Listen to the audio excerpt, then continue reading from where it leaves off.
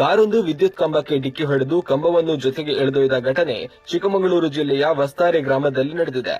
Aldur police ಠಾಣಾ ವ್ಯಾಪ್ತಿಯಲ್ಲಿ ಈ ಭೀಕರ ಘಟನೆ ನಡೆದಿದ್ದು, ಕಾರು ವಿದ್ಯುತ್ ಕಂಬಕ್ಕೆ ಡಿಕ್ಕಿಯಾದ ರಭಸಕ್ಕೆ ನೆಲದಲ್ಲಿ ಹೂತಿದ್ದ ವಿದ್ಯುತ್ ಕಂಬ 50 ಅಡಿ ದೂರ ಕಾರಿನೊಂದಿಗೆ ಸಾಗಿದೆ. ಅದೃಷ್ಟವಶಾತ್ ಕಂಬ ಮುರಿದು ಬೀಳುತ್ತಿದ್ದಂತೆ ವೈರ್ ತುಂಡಾಗಿ ವಿದ್ಯುತ್ ಸಂಪರ್ಕ ಕಡಿತಗೊಂಡ ಪರಿಣಾಮ ಭಾರೀ ಅನಾಹುತವೊಂದು ತಪ್ಪಿದೆ.